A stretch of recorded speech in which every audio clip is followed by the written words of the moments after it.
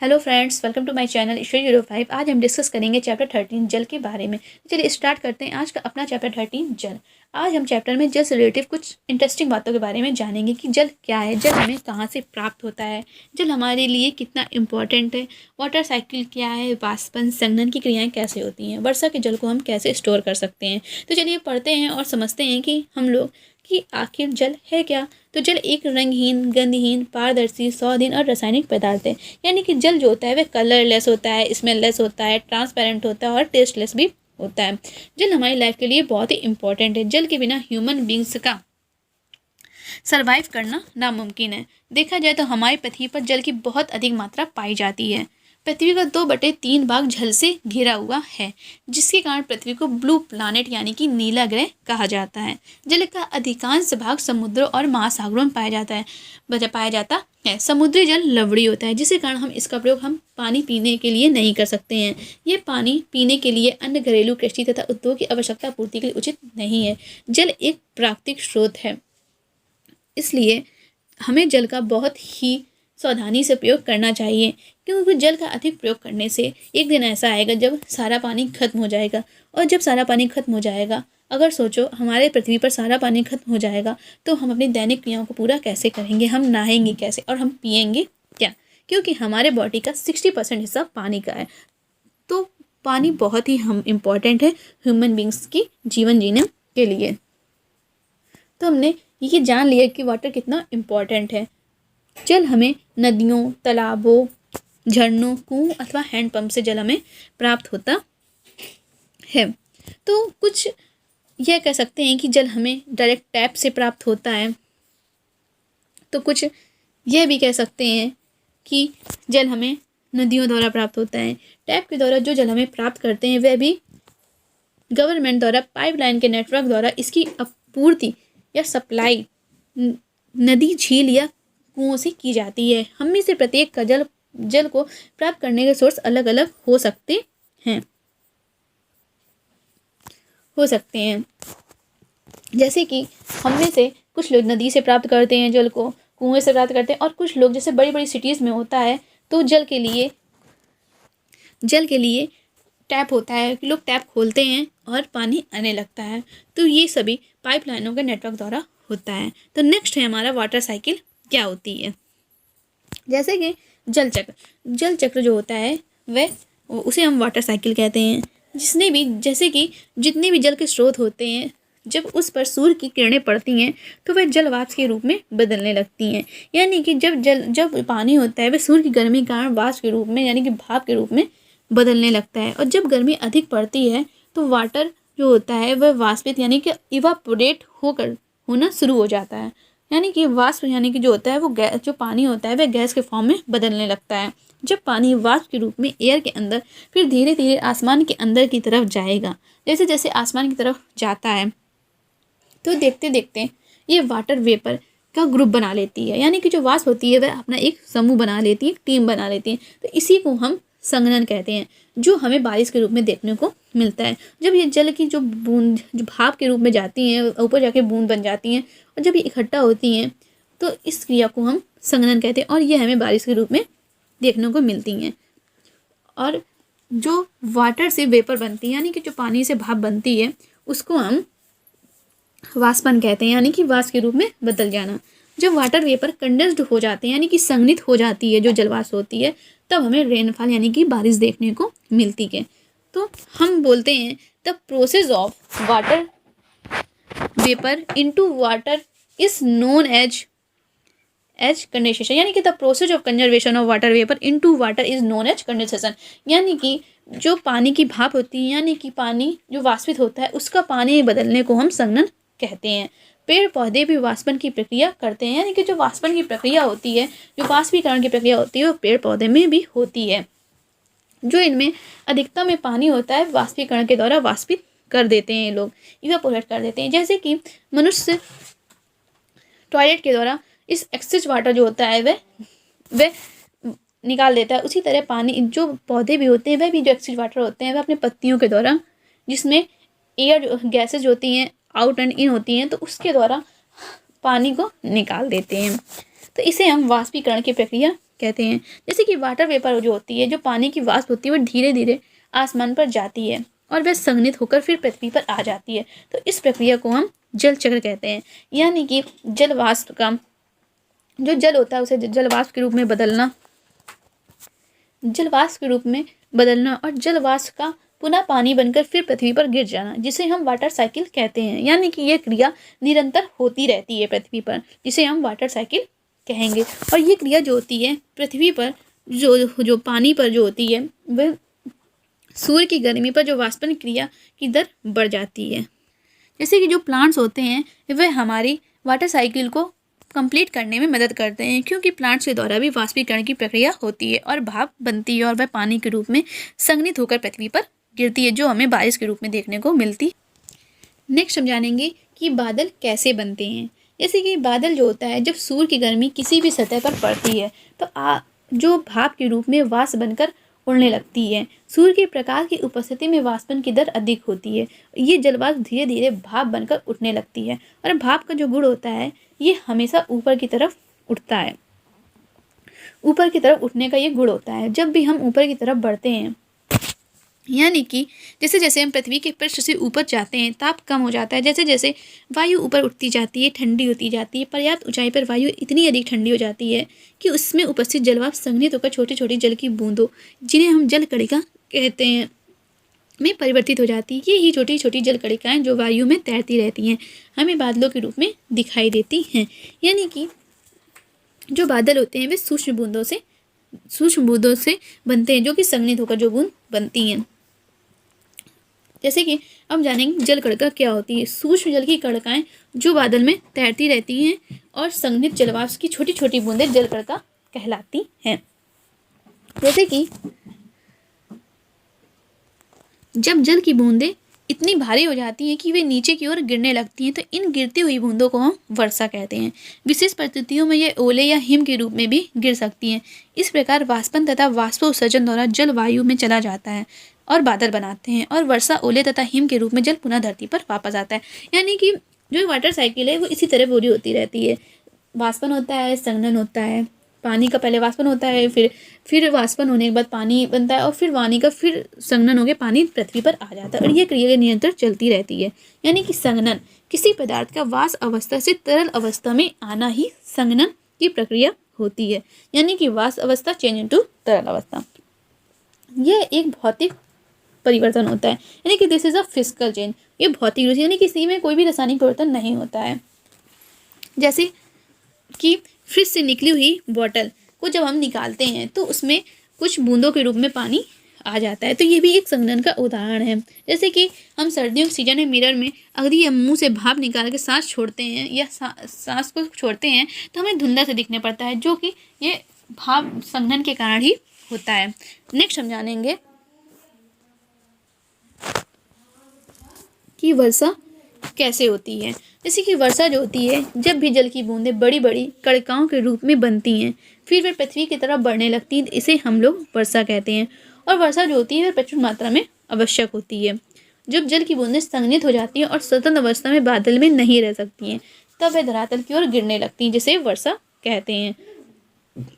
Next हम जानेंगे कि भौम जल और भूमि जल क्या होता है। जैसे कि जो जल भूमि के द्वारा प्राप्त होता है उसे हम भौम जल कहते हैं, यानी जल जो जल भूमि में होता है।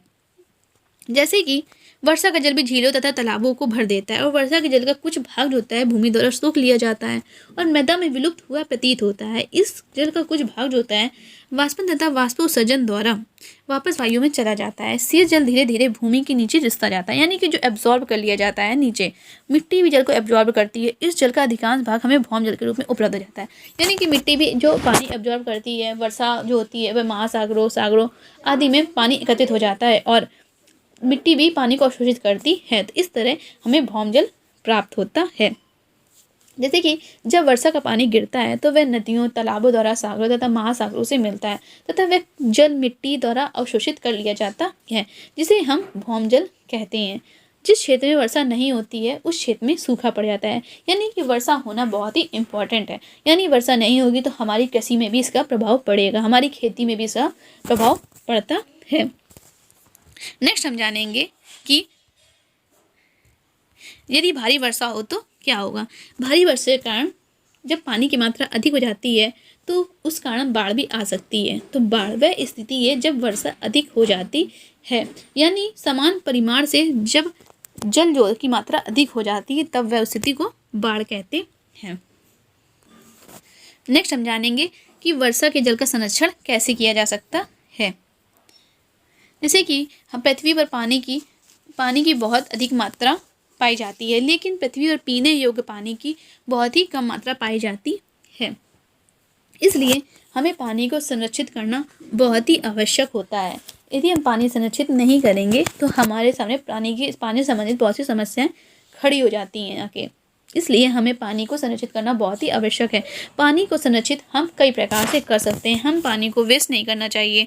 हमें पानी को कम से कम यूज करना चाहिए। जैसे कि यदि काफ़ी समय तक वर्षा ना हो तो क्या होगा? सूखा पड़ जाएगा। जिस एरिया में 1 साल या 1 साल से अधिक समय तक वर्षा नहीं होती है तो इस एरिया में सूखा पड़ जाता है। सूखे की स्थिति में खाद्यान्न और चारा प्राप्त करना दुर्लभ हो जाता है। जैसे कि आपने हमारे देश या संसार के कुछ भागों में पड़े सूखे के बारे में सुना होगा। क्या आपको जानकारी है कि इन क्षेत्रों में रहने वाले लोगों को किन किन कठिनाइयों का सामना करना पड़ता है? जैसे कि इन्हें पानी की बहुत अधिक समस्या होती है। इन परिस्थितियों में पशुओं और वनस्पति का क्या होता है? तो जब किसी क्षेत्र में सूखा पड़ता है तो वहाँ पे जो वनस्पतियाँ होती हैं उनको ग्रो करने में बहुत ही प्रॉब्लम्स होती है। वह सही से ग्रो नहीं कर पाती हैं। वहाँ पे जब समय अनुसार पानी नहीं पड़ता है तो वहाँ पे अन्न भी सही से नहीं हो पाता है। जैसे कि जल की मांग जो है प्रतिदिन बढ़ती जा रही है, इसलिए हमें जल को संरक्षित करना चाहिए और जल को सावधानीपूर्वक खर्च करना चाहिए। नेक्स्ट हम जानेंगे कि वर्षा के जल का संग्रहण कैसे करें। वर्षा के जल का जो संग्रहण होता है तो वर्षा के जल को एकत्र करना और उसका भंडारण करके बाद में प्रयोग करना जल की उपलब्धता में वृद्धि करने का एक उपाय है। यानी कि वर्षा के जल के संग्रहण का जो मकसद है वह जल को पर्याप्त मात्रा में उसको उपलब्धता बढ़ाएं। और ये काम काफ़ी शहरों में, बड़ी बड़ी सिटीज़ में, गाँवों में ये चालू हो चुका है। हमारे भारत में वर्षा जो होती है मानसून के कारण होती है और इस उपाय द्वारा जो होता है वर्षा का जल एकत्र करने को हम वर्षा जल संग्रहण कहते हैं। वर्षा जल संग्रहण का मूल मंत्र यह है कि जल जहाँ गिरे वहीं एकत्र कीजिए। वर्षा के उस जल का क्या होता है जो ऐसे क्षेत्रों में गिरता है जहाँ अधिकांश क्षेत्रों में कंक्रीट सड़कें और मकान होते हैं, यह नालियों में बह जाता है। इस प्रकार वर्षा जल का कुछ भाग बहकर नदियों और झीलों तक पहुंच जाता है। यानी कि वर्षा का कुछ भाग तो महासागरों, नदियों, झीलों में पहुंच जाता है और वर्षा का कुछ भाग जो होता है तो इस प्रकार जो होता है वर्षा का जल का कुछ भाग बहकर नदियों, झीलों तक पहुंच जाता है जो कि बहुत दूरी पर हो सकते हैं। वर्षा को जल को संग्रहण करने की 2 टिप्स हैं। जैसे कि छत के ऊपर हम वर्षा जल संग्रहण के लिए एक टैंक बना सकते हैं जिससे कि उसमें पानी को स्टोर कर सकें और हम उसका यूज भी कर सकते हैं। उसे हम फिल्टर करके हम उसका यूज कर सकते हैं। ज़मीन में बढ़ने किसी गड्ढे तक ले जाया जा सकता है पाइपों द्वारा उस पानी को, और जहाँ से ये मिट्टी में रिसाव द्वारा भौम जल की पुनःपूर्ति करेगा, यानी कि जो वाटर लेवल को ये बढ़ाएगा। और सेकंड ये है कि सड़क के किनारे बनी नालियों द्वारा एकत्रित वर्षा के जल जो होता है भूमि में सीधे पहुँचाने दिया जाए। और हम वर्षा के जैसे कि जल को हम कपड़े धुलने में, आदि कार्यों में, रोज के कार्यों में, बर्तन धुलने में, आदि चीज़ों में हम प्रयोग कर सकते हैं। इसलिए हमें वर्षा के जल को संग्रहण करना चाहिए क्योंकि जल ही जीवन है। नेक्स्ट हम जान लेते हैं इस लेसन के प्रमुख शब्द। बादल, संघनन, सूखा, वाष्पन, बाढ़, ओला, महासागर, वर्षा जल संग्रहण, हिम, बर्फ कहते हैं जिसको, जलवाष्प, जल चक्र, जिसमें कि पानी से वाष्प बनती है और वाष्प से फिर पानी और फिर वह पानी से फिर पानी वह धरती पर बारिश के रूप में हमें मिलता है। इस लेसन की समरी है जल जीवन के लिए आवश्यक है। वर्षा में वाष्पन और वाष्पोत्सर्जन से वाष्प मिलती रहती है। जल वाष्प वायु में संघनित होकर छोटी छोटी जल की बूंदें बनाती है जो बादल जैसे दिखाई देते हैं। बहुत सी छोटी जल की बूंदें परस्पर मिलकर वर्षा, हिम अथवा ओले के रूप में गिरती हैं। वर्षा, ओले तथा हिम नदियों, झीलों, तालाबों, कुओं तथा मिट्टी में जल की पुनः पूर्ति करते हैं। महासागर तथा जलीय भागों के बीच जल के चक्रण को जल चक्र कहते हैं। अत्यधिक वर्षा से बाढ़ आती है, जबकि लंबे समय तक वर्षा न होने से सूखा पड़ सकता है। यानी कि जहाँ पर एक ही साल या एक से अधिक साल तक वर्षा नहीं हो रही है, उस क्षेत्र में सूखा पड़ जाता है। क्योंकि कुछ एरिया ऐसे हैं जहाँ जैसे कि कुछ एरिया में बारिश ही नहीं होती है और कुछ एरिया में बारिश बहुत अधिक मात्रा में होती है। जैसे कि कुछ एरिया में बारिश अधिक होने की वजह से बाढ़ आ जाती है और कुछ एरिया में बारिश कम होने की वजह से वहाँ की भूमि जो होती है वह सूख जाती है और वहाँ पर सूखा पड़ने लगता है। जैसे कि अधिक वर्षा, जैसे उड़ीसा में कभी कभी फ्लड्स आ जाती हैं, यानी कि बाढ़ आ जाती हैं, और राजस्थान में वर्षा की मात्रा बहुत ही कम होती है। पृथ्वी पर उपयोग करने योग्य जल की मात्रा सीमित है, इसलिए विवेकपूर्ण उपयोग की आवश्यकता है। यानी कि हमें बहुत ही विवेकपूर्ण उपयोग करने की आवश्यकता है। हमें जल को बिल्कुल ही वेस्ट नहीं करना चाहिए, क्योंकि हमारे पृथ्वी का वाटर लेवल जो वो दिन पे दिन कम होता जा रहा है और ये एक प्राकृतिक स्रोत है। क्योंकि जितना खर्च हो रहा है, जनसंख्या बढ़ रही है, उस हिसाब से यह बन नहीं पा रहा है। इसलिए हमें जो पानी का बहुत ही अच्छे से उपयोग करना चाहिए। हमारे देश में 22 मार्च को इंटरनेशनल वाटर डे मनाया जाता है। जल के लिए जागरूक जल के लिए जागरूक करने के लिए कि जल को बहुत ही अच्छे से और सावधानी पूर्वक हमें उपयोग करना चाहिए। नेक्स्ट हम जान लेते हैं अपना अभ्यास। फर्स्ट नंबर है, नीचे दिए गए रिक्त स्थानों की पूर्ति कीजिए। तो जल को वाष्प में परिवर्तित करने के प्रक्रम को हम वाष्पन कहते हैं। जल वाष्प को जल में परिवर्तित करने के प्रक्रम को हम संघनन कहते हैं, यानी कि कंडेंसेशन। एक वर्ष या इससे अधिक समय तक वर्षा न होना उस क्षेत्र में सूखा ला सकता है। यानी कि अगर एक वर्ष से अधिक हो जाए और उस क्षेत्र में वर्षा ना हो रही हो तो वह सूखा का कारण भी बन सकता है। अत्यधिक वर्षा से बाढ़ आ सकती है, जैसे कि उड़ीसा जैसे क्षेत्रों में बाढ़ आ जाती है। सेकंड नंबर है, नीचे जो लिखे दिए हैं प्रत्येक का यह वाष्पन अथवा संघनन के कारण से है। इनके सभी के कारण बनाना है। जैसे का में है, ठंडे जल से भरे गिलास के बाहरी सतह पर जल की बूंदों का दिखना, तो वह संघनन के कारण होता है। गीले कपड़ों पर इस्त्री करने का पर भाप का ऊपर उठना, तो यह वाष्पन होता है। सर्दी का दिखना, तो यह एक संघनन का उदाहरण है। गीले कपड़े से पोंछने के बाद श्याम पट कुछ समय बाद सूख जाता है, तो यह एक वाष्पन का उदाहरण है। गर्म छड़ के ऊपर जल छिड़कने से भाप का ऊपर उठना, जो कि इसे हम वाष्पन कहेंगे। क्योंकि जब जल वाष्प के रूप में उठता है, भाप उठता है, तो उसको हम वाष्पन कहते हैं। और जब जल संघनन, यानी कि पानी जल वाष्प जब पानी बन के नीचे पृथ्वी गिरती है, तो उसे हम संघनन कहते हैं। थर्ड है हमारा, निम्नलिखित में से कौन सा कथन सत्य है? का नंबर है, वायु में जलवाष्प केवल मानसून के समय में उपस्थित रहती है, तो यह एक गलत है। था है, जल महासागरों, नदियों तथा झीलों से वाष्पित होकर वायु में मिलता है, परंतु भूमि से वाष्पित नहीं होता है, ये भी गलत होगा। ग नंबर, जल के जलवाष्प में परिवर्तन की प्रक्रिया वाष्पन कहलाती है, सही होगा। क्योंकि जल जब जलवाष्प में परिवर्तित होता है तो तभी वाष्पन की प्रक्रिया कहलाती है। जल का वाष्पन केवल सूर्य के प्रकाश में ही होता है, क्योंकि जो वाष्पीकरण प्रक्रिया होती है वह कंटिन्यूसली चलती रहती है। पेड़ पौधों में सभी में कंटिन्यूसली चलती रहती है। यानी कि जो जीवधारी वाष्पन की प्रक्रिया करते हैं और यह प्रक्रिया कंटिन्यूसली चलती रहती है, इसलिए जल केवल सूर्य के प्रकाश में ही नहीं होता है, हमेशा होता है, तो इसलिए यह भी गलत होगा। डा है, वायु की ऊपरी परतों में जहाँ यह और अधिक ठंडी होती है, जल वाष्प संघनित होकर छोटी छोटी जल कणिकाएं बनाती हैं, ये सही होगा। चौथा नंबर, मान लीजिए आप अपनी स्कूल यूनिफॉर्म को वर्षा वाले दिन सुखाना चाहते हैं, तो क्या इसे किसी अंगीठी या हीटर के पास फैलाने पर इस कार्य में सहायता मिलेगी? यदि हाँ तो कैसे?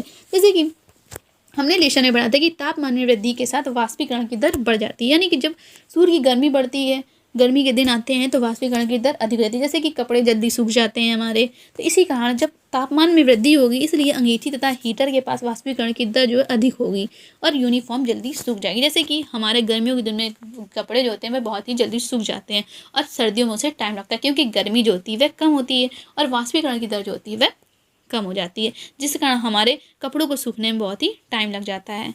फिफ्थ है हमारा, एक जल की ठंडी बोतल रेफ्रिजरेटर से निकालिए और इसे मेज पर रखिए। कुछ समय पश्चात आप इसके चारों ओर जल के मड्ड बूंदे देखेंगे। क्यों? तो इसका रीज़न हमें बताना है। तो ये हवा में मौजूद जलवाष्प के संघनन के कारण होता है।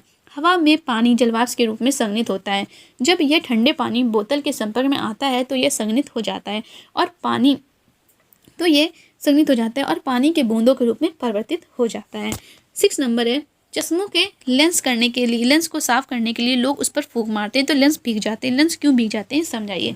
जब हम फूंक मारते हैं तो नम हवा के साथ बाहर निकलती है कार्बन डाइऑक्साइड और ऊर्जा, यानी कि कार्बन डाइऑक्साइड जो गैस होती है एक तरीके से वो बाहर निकलती है, तो नम हवा लेंस और संघनित होकर उसे भिगो देती है, क्योंकि जो जैसे कार्बन डाइऑक्साइड है तो एक तरीके से गैस है, तो गैस जो है तो उसमें संघनित होकर उसे भिगो देती है। बादल कैसे बनते हैं? तो जब सूर्य गर्मी किसी भी सतह पर पड़ती है तो जल जो होता है वह भाप के रूप में वाष्प बनकर उसे उड़ने लगता है। तो सूर्य प्रकाश की उपस्थिति में वाष्पन दर अधिक होती है। सूक्ष्म जल की कणिकाएं जो बादल में तैरती हैं उसे हम बादल कहते हैं, यानी कि ये जल कणिका संघनित जलवाष्प की छोटी छोटी बूंदों को हम बादल कहते हैं। सूखा कब पड़ता है? जैसे कि यदि 1 साल या उससे अधिक समय तक किसी क्षेत्र में बारिश नहीं होती है तो मिट्टी के वाष्पीकरण और वाष्पोत्सर्जन द्वारा पानी जो होता है वह होती रहती है। धीरे धीरे इस क्षेत्र की मिट्टी जो होती है वह सूख जाती है। क्षेत्र के तालाबों और कुओं में पानी का स्तर नीचे गिरने लगता है। ये स्थिति सूखे का कारण बन सकती है। तो ये हमारा चैप्टर अब कंप्लीट हो गया है। तो आज की वीडियो में बस इतना ही। तो कैसा लगा आपको ये वीडियो मुझे कमेंट करके ज़रूर बताइए। अगर आपकी कोई डाउट्स या क्वेरी हो तो कमेंट में ज़रूर लिखिए। अच्छा लगा हो तो लाइक करिए और शेयर करिए। तो मिलते हैं नेक्स्ट वीडियो पे। Thank you so much for watching.